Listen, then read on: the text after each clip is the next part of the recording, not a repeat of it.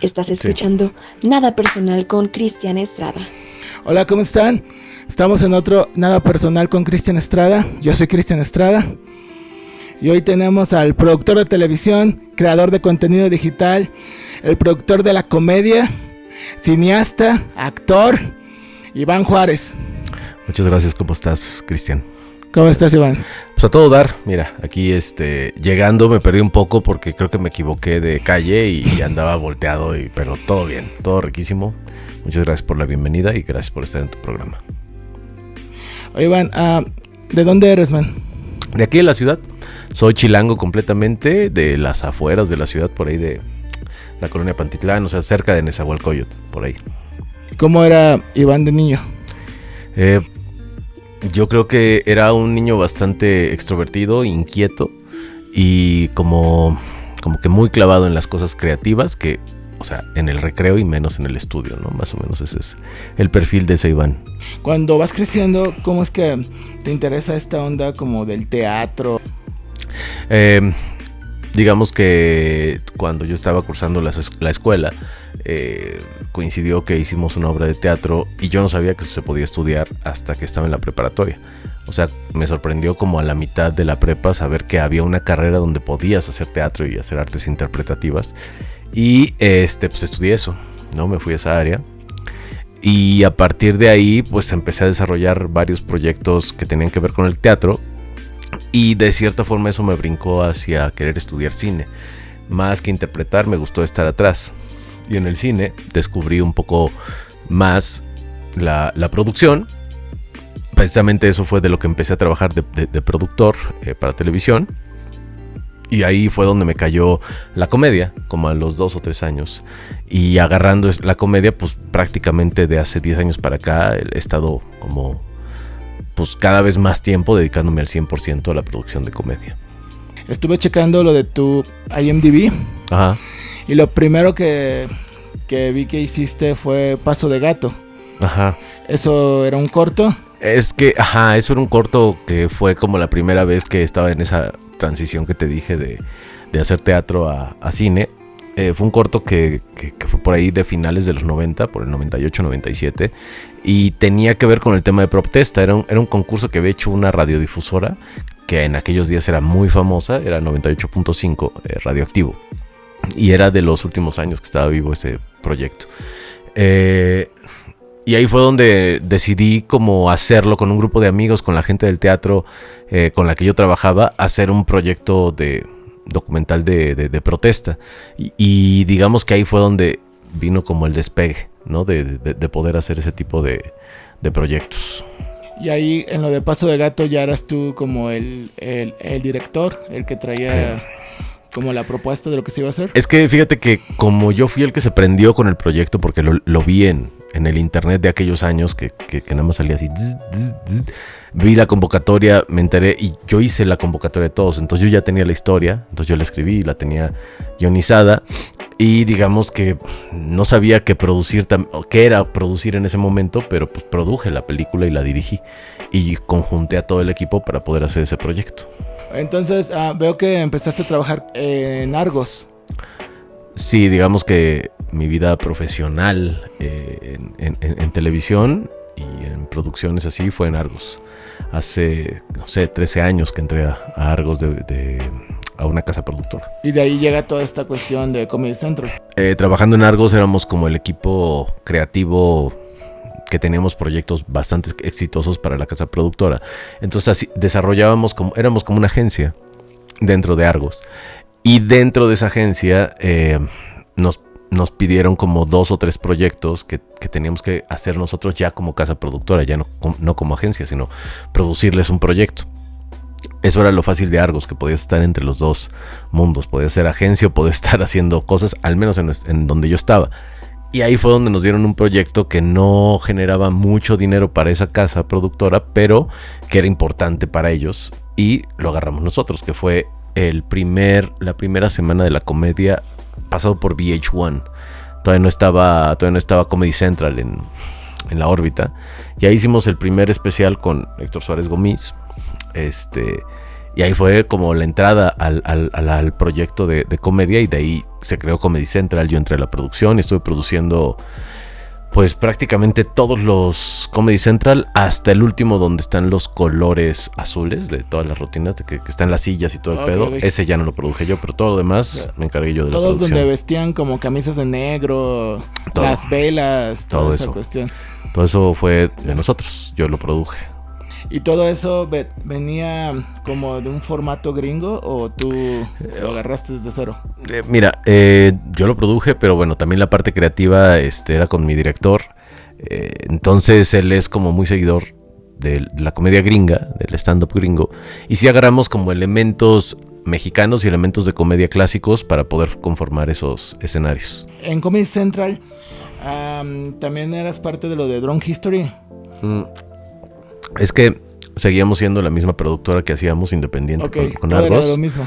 Y esos proyectos, digamos, lo peleamos como 2 años o año y medio, Drunk History.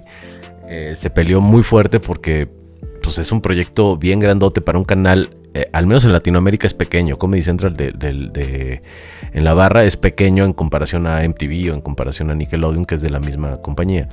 Entonces Comedy Central es una cosa pequeñita. Invertir en un proyecto como Drunk History necesitaba como de pues sacar todo el presupuesto que tenía Comedy Central y no hacer otra cosa, y pues se la arriesgaron con nosotros. Sí, yo fui el productor de Drunk History junto con otro productor de ahí de la compañía, y pues nada, fue uno de los proyectos más divertidos en los cuales he trabajado yo, ¿no? Muy, muy, muy gratificante y divertido. Vi unas fotos de eso, también eras actor, ¿verdad? Sí, lo que pasa es que con mi formación actoral, que te dije que había estudiado teatro, siempre cuando estábamos muy chavos ahí en la agencia, porque pues, te digo, duré ahí 10 años, 12 años, pues yo estaba ahí como de 32, 33 años, que ya la perspectiva para mí es muy joven para hacer desmadres. Entonces nos inventábamos proyectos que los terminaba actuando yo. Entonces siempre que había que hacer algún proyecto que no estaba el actor, yo lo interpretaba. Entonces ya sabían que yo lo actuaba, y en Drunk History me dijeron, ay, pues métete a actuar. Y había unos personajes que se parecían a mí, como el personaje que pues más me gustó, que fue Leon Trotsky, porque fue como en un momento muy chido del proyecto de Drunk History. Pues nada, yo me metí a actuar y fue así de sencillo, porque fue muy divertido, te digo. O sea, el proyecto, todo el crew actuó, todo el crew. O sea, desde el gaffer hasta el staff, todo en algunos momentos entraron a actuar, porque era hicimos 3 temporadas y cada capítulo tenía 3 historias. Entonces los episodios eran de 3, entonces multiplica 13 por 3 temporadas. O sea, hacíamos un chingo de cosas. Ahí es donde está la voz de Derbez, ¿no? Como en off. Sí, a partir de la temporada 2 entró Derbez a hacer la voz off. Que mucha gente piensa que lo produjo Derbez, pero fue una estrategia de Viacom realmente para que la voz de Derbez jalara un poco más la audiencia. Y digo, a final de cuentas funcionó. ¿En La culpa es de Cortés también eres productor? No, yo no. En La culpa es de Cortés no tuve nada que ver, y es como el proyecto de otra área de Viacom y Comedy Central. Ok. ¿Y en Duelo de Comediantes? Solo estuve involucrado en la primera temporada de Duelo de Comediantes. El mismo caso de Drunk History, digamos que fue un proyecto que traían de mucho tiempo atrás, y fue pelearlo, porque requería ciertos elementos que no habíamos hecho antes, que era construir como un escenario completo para que la gente asistiera. Entonces lo que se hizo es que el diseño, entre que aceptaban, no aceptaban y que se iba y venía, estaba pensado para hacerse en un foro. Entonces tuvimos que rentar los Churubusco, uno de los Churubusco, y ahí ensamblar un día antes todo el escenario, que todo era como de construcción metálica. Y esa idea, creo que, pues, o sea, esa idea fue como parte de nosotros, el proyecto, junto con la producción, con el director, ¿no? Que es el mismo director con el que trabajamos todo Comedy Central. Pues les gustó mucho, y pues ahí puedes ver como cuando se van deslizando los comediantes que van en un corredor y que están haciendo ese tipo de cosas. Todo era parte integral del escenario para poder tener todos los sets listos para hacerse.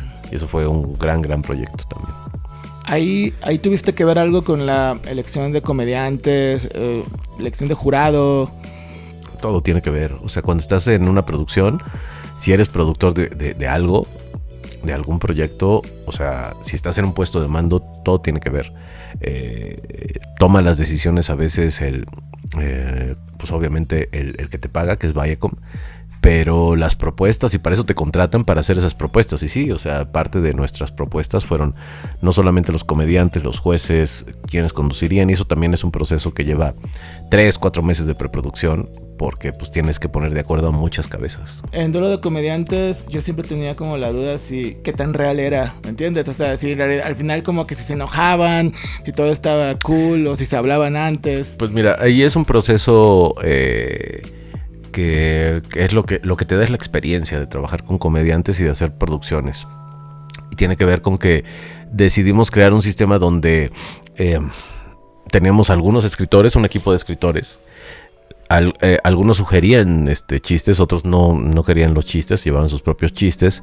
Entonces lo que hacíamos era como que cada comediante tuviera sus chistes y no podían charlar, no podían decir que tenían de chistes, porque lo sabroso del Duelo de Comediantes es que te sorprenda, no es ensayado. Entonces todo fue en ese momento, en tiempo y forma, y pues fue la sorpresa automática del comediante cuando le tiran un chiste de roast, ¿no? Sobre lo que estábamos hablando ahorita del Woco. Ajá. Sí, ¿cuándo es que tú llegas a trabajar ahí con ellos? Mira, el Woco va a cumplir 10 años que empezó a hacer comedia. El Woco como tal era una taberna que tiene casi 20 años. O sea, 10 años después llegó Alex Marín y Cal, ese güey, a abrir un espacio para hacer un open mic en el Woco, porque era cliente del espacio, se llevaba bien con el dueño, uno de los dueños. Y entonces en ese inter empezaron a hacerse los open mics en Woco. Fue un espacio alternativo que anteriormente lo tenía exclusivo pues el Beer Hall. Entonces el Woco era la otra opción.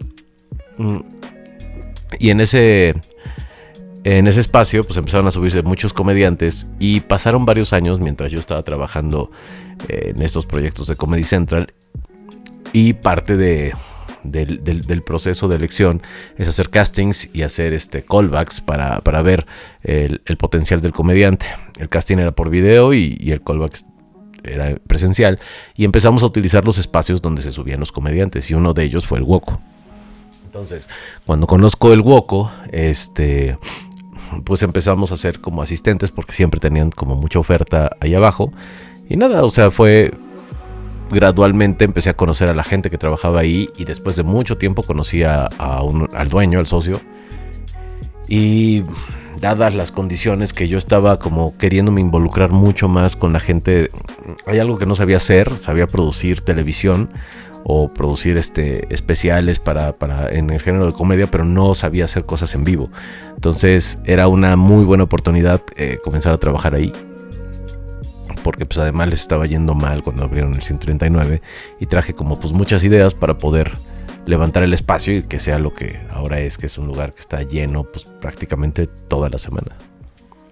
Eso se me hizo muy raro, como en el mismo lugar hay 2 bares de comedia, ¿no? O sea, el concepto suena muy chido, pero quién sabe cómo iba a funcionar. Pues da miedo, pero algo cuando yo llegué al espacio, que pues era solamente Woco, era el que jalaba los martes, y si acaso algún otro día, era precisamente que 139 y Woco fueran independientes y tuvieran como una escena muy fuerte en la comedia.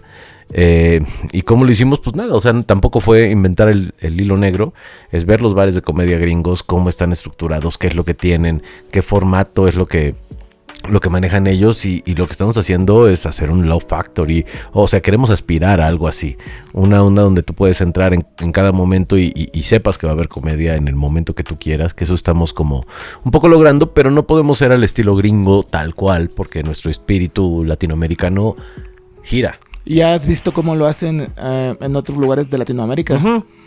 Hace como 3-4 años me hice un viaje por Latinoamérica. Estuve viajando como mes y medio a varios países, Y básicamente iba a ver los lugares de comedia, dónde hacían comedia de stand-up y cómo estaban adecuados. Los que más me sorprendieron fueron en Centroamérica, por ejemplo, Costa Rica, que tiene como muy buena ambientación en el lugar y las luces.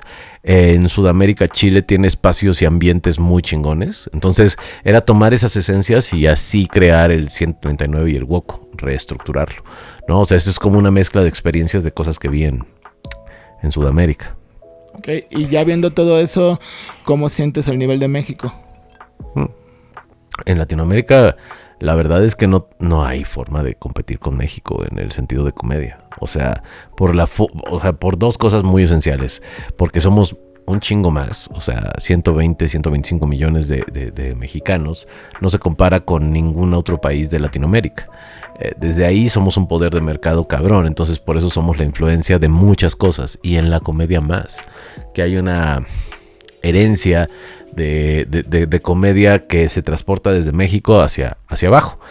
Ahora ya no lo controla una televisora, ahora es la pura esencia de ser más población, o sea, el algoritmo hace que consumas más cosas mexicanas porque hay más gente de tu mismo idioma viendo ese contenido. Entonces automáticamente estamos siendo pues observados por todos Latinoamérica, pero tenemos elementos que tienen ellos que son muy chidos para la comedia stand-up que hacen en el sur. Siempre es bueno viajar e impregnarse de lo que están haciendo y cómo conciben la comedia en su país, y la comedia de stand-up particularmente. ¿Comediante de stand-up favorito mexicano? ¿Sí hay? Sí, o sea, para mí creo creo que para mí mi comediante favorito tiene que ver, porque lo veo una y otra vez y sigo riéndome, o sea, porque estando ahí en el 139 puedo ver un montón de rutinas, y la rutina de Ricardo Farri para mí me parece full, porque te puedo decir que la he visto 55 o 70 veces en todo este año. Sería como un número difícil de decir si es para arriba o para abajo, pero por ahí ando. Entonces siempre que lo veo me parece genial, me parece increíble, y por eso creo que para mí es mi favorito porque va con la comedia que a mí me gusta. Oye, vi que también estuviste en El Señor de los Cielos. Sí, estuve en 2 etapas en El Señor de los Cielos. Hicimos la producción para vender el proyecto del Señor de los Cielos. O sea, una cosa que se llama unos teasers y una cosa para hacer la venta del proyecto para que la productora, en este caso que fuera Telemundo, comprara el proyecto y hubiera accionistas para hacerlo. Hicimos nosotros el piloto. Después ya no tuvimos nada que ver. Y en la temporada creo que 7 me invitaron a ser el productor de una cosa que era el detrás de cámaras de ese proyecto. Porque la idea es que los capítulos que veías en la semana, el viernes tuvieras un episodio de detrás de cámaras de todo lo que pasó en la semana y lo vieras de 15 minutos. Eso era un problema, ¿no? Porque pues las series se graban como si fueran películas que no son en orden cronológico, sino que se van moviendo conforme la cronología va pasando, y además tienen un ritmo muy cabrón, porque no sé si sepas, pero se escribe un guión que le llaman Biblia, la Biblia del proyecto, que básicamente trae a todos los personajes, su psicología, de dónde vienen, a dónde van, toda su historia de vida, todo este asunto que es como, además después de eso vienen los episodios, ¿no? Cómo se van a conformar los 120 episodios. ¿Y eso siempre lo hacen en cualquier producción? Todo se hace, siempre se hace eso. Es un equipo muy grande de escritores, que cada quien se encarga de ciertos personajes o escenas. Entonces son 120 episodios donde se han escrito cierto número de cosas, pero cada semana van avanzando, escribiendo cosas y pasando los parlamentos. Entonces, si tú estás haciendo un detrás de cámaras y deciden que en la semana 3 va a aparecer un cantante súper famoso y tú lo metes en el detrás de cámaras, y resulta que el director decidió, no, ¿sabes qué? Por el rating o lo que sea con el productor, nos vamos con este cantante hasta la otra semana para poder dosificar lo que pasa acá. Entonces mueven la escena y la pasan para allá. Y si a ti no te informan o no estás leyendo los guiones todos los días, la cagas y vendes una escena que no tiene... Que no estaba programado para que en esa semana se estrenara. O sea, el detrás de cámaras tiene que ir en esa línea, entonces era complicado. Entonces, ¿cómo le hiciste? Pues leyendo con la práctica. Obviamente, o sea, tienes que saber de cine para saber qué es lo que pasa cada semana, cada día, y qué cambian y qué se pone, porque pues te estás jugando no solo tu trabajo, sino la historia de un proyecto. Sí. Porque si lo spoileas, o sea, hay que cuidar el spoiler, Está cabrón. muy difícil. Y el pedo es que tenemos que hacer un detrás de cámaras de lo que sucedía en la semana. Y lo que sucedía en la semana se filmaba con 4 o 5 semanas. Había cosas que, o sea, Eran el spoilers. final, ajá, eran spoilers. Y si te equivocabas y vendías un spoiler, puta, pues por eso tienes que estar al puto tiro. Y eso es un trabajo de 24/7. O sea, de verdad parece una pendejada hacer un detrás de cámaras. Pero cuando es para televisión y vas al aire, y que además tu primera pantalla es Estados Unidos, pues hay un nivel de ¿cómo se llama? De profesionalismo muy fuerte, ¿no?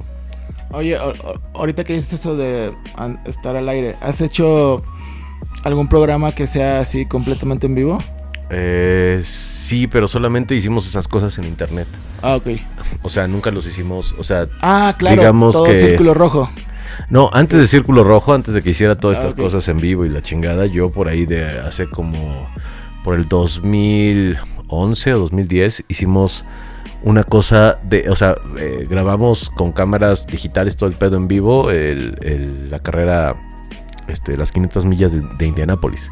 O sea, todavía Checo Pérez no estaba en la Fórmula 1. O sea, faltaba un rato y estaba corriendo las 500 millas. Entonces, era loco porque pues no había nadie que tuviera la tecnología para ver algo streaming. Pero usamos pues mucha tecnología de ese tiempo, de aquellos ayeres, para poder transmitir pues las 24 horas de Indianápolis. Y sí, hicimos esos en vivos, así de ese estilo en internet. Oye, y sobre Círculo Rojo, entonces, ¿también es parte de tu productora? Sí, creo que cuando yo salgo de trabajar de Argos, yo ya llevaba tiempo que estaba queriendo hacer la productora. ¿Para qué era la productora? Básicamente, en principio, era para que una estructura y un ente moral, en el sentido de la figura del SAT, ¿no? Para que sea una empresa, para que se encargue bien de las cosas que tenemos que hacer en el bar. Entonces, que era hacer la producción para poder tener gente que estuviera trabajando con nosotros, que aprendiera de producción, que pudiéramos tener cosas para el proyecto. Así se crea Círculo Rojo. Y no sé, fue muy raro porque cuando termina mi relación con Argos, el mismo día que me entregan mi primer finiquito, porque me dieron varias partes, el primer finiquito, ese día yo ya estaba siendo proveedor de MTV, Comedy Central y todo con mi productora. Fue una coincidencia muy rara. Entonces, digamos que fue una evolución que se dio sin planearse, pero de repente, cuando cambió mi vida radicalmente, ya tenía todo armado para poder trabajar con lo mismo que hacía antes. Entonces ahorita sigues trabajando en Comedy Central y toda esta cuestión, pero ya con tu productora. Ajá. ¿Cómo se llama? Círculo Rojo. Ah, ok, la productora se llama igual que el canal. Exacto, sí, Okay. sí, todo tiene ese contexto. Círculo Rojo es tiene ese nombre porque cuando hicimos nuestro primer proyecto, cuando me asocié con mi socio para hacer una prueba, hicimos un proyecto que se llamó Guerra de Escuelas. Y todos se envolvían en un círculo rojo. Entonces todas las escuelas estaban en un círculo porque pues, usábamos ese círculo como los emblemas de las escuelas públicas. Y cada quien tenía su propio emblema. Y a partir de ahí pues tomamos el nombre y por eso se llamó así Círculo Rojo. Y es donde estamos trabajando con la gente de Viacom y aquí en los proyectos en vivo. Okay. ¿Lo de Guerras de Escuelas luego va a regresar? Sí. Ok. Nunca hicimos la gran final del año 2020 y la verdad es que no se ha podido conformar. Desde que regresamos de la pandemia ha sido todo un desmadre, pero bueno, por el momento lo que sí vamos a hacer es la siguiente Guerra de Escuelas. Esa final hay que esperar porque de un año para atrás pasaron muchas cosas, o sea, listo. Oye, bueno, yo te vi en lo de esta onda que es parecido a Guerras de Escuelas, lo de, ya sabes, lo de Liga de Colectivos. Sí. Y ahí, a la madre, o sea, ¿cómo te tenían miedo, Si eras así como así duro, pero a lo que vas, o sea, bueno, obviamente por tanta comedia que ves en vivo, tienes ahí ya como tus críticas. Sí, y además antes, eso lo decía Ricardo Farril, hace tiempo que decía que una de las personas que más había visto comedia en español era yo. Y tiene bastante razón. Bueno, primero era yo y después era Bubu Romo, ¿no? Que éramos los que habíamos visto y creo que sigue conservándose eso porque, como te dije, lanzábamos la convocatoria para Comedy Central durante casi 7 años y para hacer una selección de 200 personas durante una semana, pues nos llegaban 2,000, 3,000, 4,000, 5,000 videos, güey, ¿no? De todas partes de la República. Eso ya fueron las últimas temporadas que llegaban videos por todos lados y que el movimiento se había hecho bastante, bastante amplio. Y pues empiezas a agudizar el oído y la vista y el delivery y empiezas a entender cosas que antes pues a lo mejor nada más lo veías como un producto. Pero sí, así te especializas, cabrón. Oye, ahorita que hablamos sobre Latinoamérica y otras cuestiones que has ido a investigar, ¿cuáles serían así como estas diferencias entre las partes de shows de stand-up de Estados Unidos y como lo ves en México? Mira, creo que la diferencia abismal es la producción. O sea, las producciones en México pues ocupan espacios para poderse adaptar y no hay como mucha estructura como de tiempo y forma. O sea, la verdad es que de entrada tenemos una diferencia cabrona por los años. Los años que llevan haciendo comedia en Estados Unidos de stand-up es un chingo en comparación a nosotros. Vamos como 3 décadas a uno, digamos, 3, 4 décadas.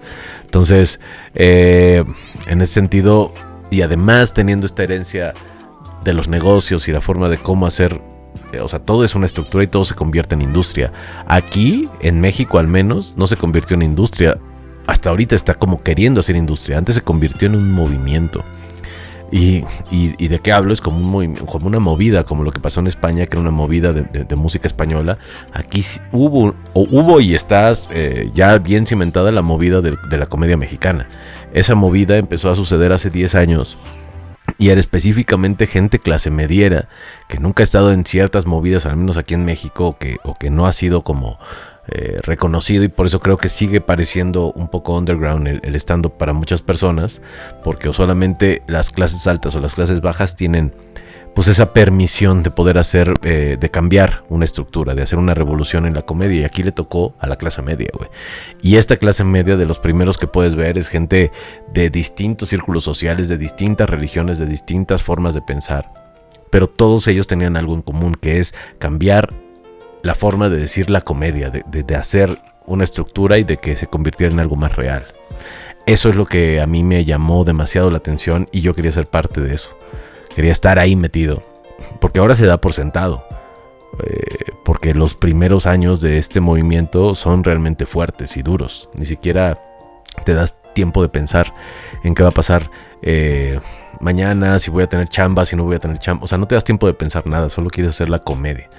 Ahora que tenemos esta estructura, que tenemos el lugar que siempre se llena, nunca hubiera pensado que tuviéramos un lugar que siempre se llenara, que tuviéramos comediantes que son sus propios productores y que no tienen nadie adelante, porque pueden hacerlo ellos. Es algo súper novedoso en cualquier actor, cualquier intérprete, cualquier músico. El comediante tiene unas posibilidades bárbaras y esas posibilidades se vieron ahora en la pandemia. Todo lo que sucedió en la pandemia, que estuvieron haciendo pues ensayo y error, y que yo fui parte de esos proyectos, o sea, porque en la pandemia se me ocurrió hablé con Sloboski, fue que creamos los proyectos de los lives de La Cotorrisa, ¿no? O sea, todo eso que se fue convirtiendo en una locura surgió de una idea de poder sobrevivir en la pandemia, ¿no? Y ahí se agregaron muchos comediantes y bueno, ya se convirtió en una moda en un tiempo el año pasado. Sí. Pero a eso me refiero. Todo lo que te he estado diciendo tiene que ver para llegar a un punto pues culminante.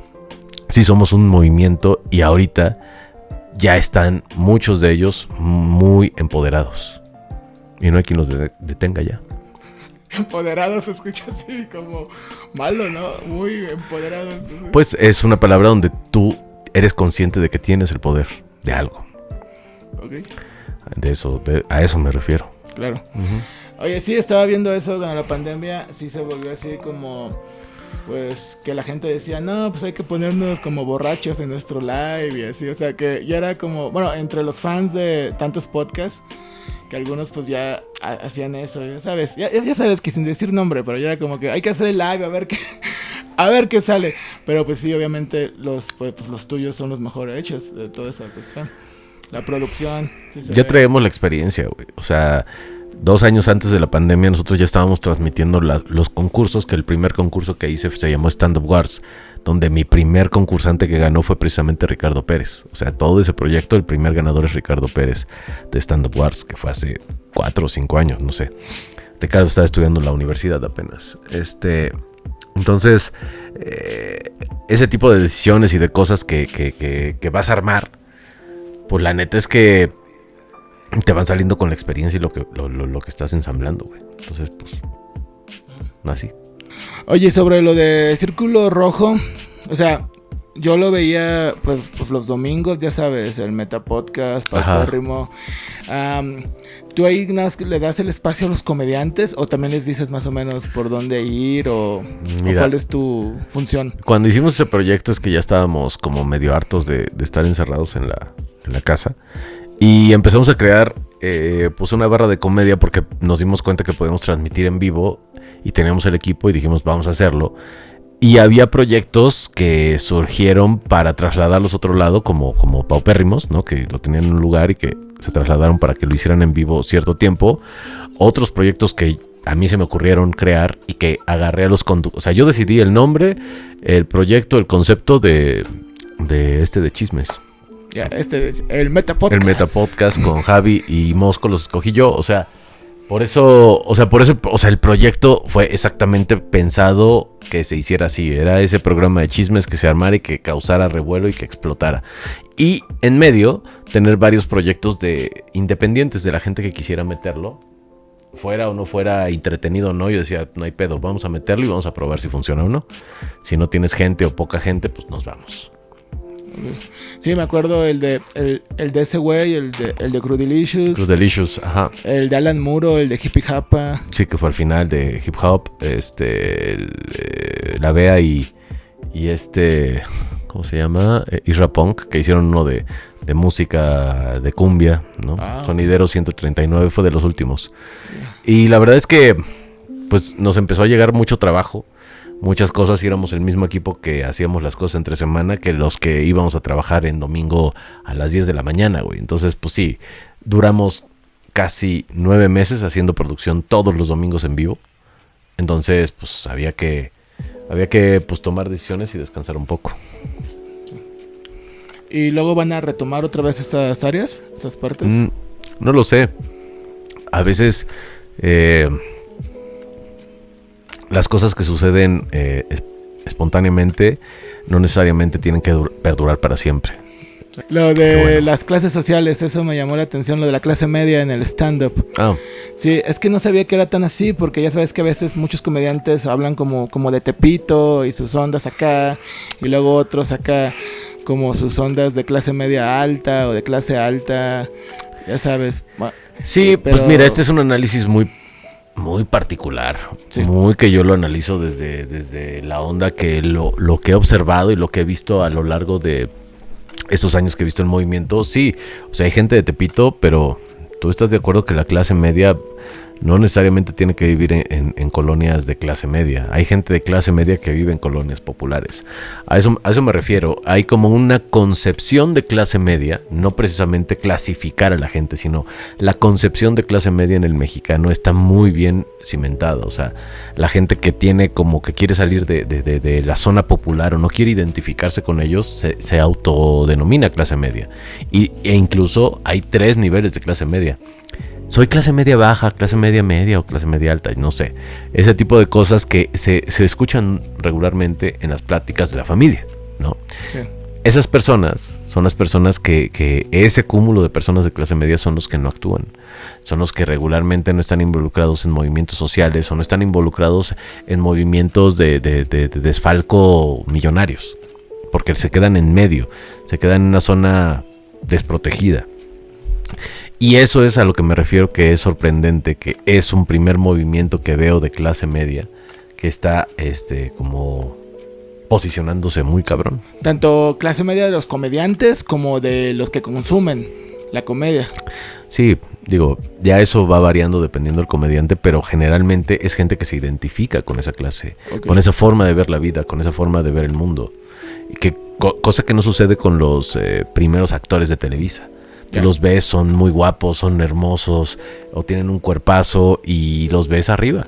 Aquí ves a un güey que dice, güey, es que yo puedo ser como él. Me identifico mucho porque soy esa persona y habla como yo y vive las cosas que yo. A eso me refiero. ¿Cuál crees que es el futuro del stand-up en México? Pues mira, a mí nunca me ha gustado ser pitonizo. Mi formación es marxista-leninista, por lo tanto creo en la historia de la dialéctica. Mira, lo que he visto hasta el momento es que la pandemia creó una necesidad de comedia que no existía en mucha gente antes de la pandemia. Y además creó a comediantes nuevos que nunca se han subido a un escenario o nunca se habían subido a un escenario. Tienen más escena digital que escena real. Entonces hay un cúmulo de comediantes que necesita tocar tablas. Y los comediantes que se pasaron un año tristeando las tablas, pues no quieren soltarlas porque están retomando otra vez las tablas. Entonces, bajo ese argumento, siento que podemos aprovecharlo nosotros los productores para poder potencializar mucho más los lugares de stand-up y que haya cada vez más gente que quiera ver este proyecto. Porque están los elementos básicos ahí listos para que uno los reproduzca. ¿Algún consejo para los nuevos comediantes? Pues que no se entristezcan, que no se saquen de pedo, que se sienten mal un día, o si alguna persona que admiren los trata mal o se sienten ofendidos, pues que no se claven, que eso no sea su objetivo, estar bien o caerle bien a un comediante, sino que su objetivo sea siempre ser el mejor en escena y aprender cada día de los errores y los pedos que te van a pasar en escena. Ok, Iván, eso sería todo. Creo que está. Muchas gracias. Sí, déjame nada más despedir. Okay. ¿Algo que quieras agregar? No, muchas gracias por la invitación. Está chido poder hablar de este tipo de cosas, pues que muchas veces ni siquiera nos paramos a pensar, pero ahí está sucediendo. Y vengan a ver comedia. Esto fue todo en Nada Personal. Soy Cristian Estrada y nos vemos en los Opens.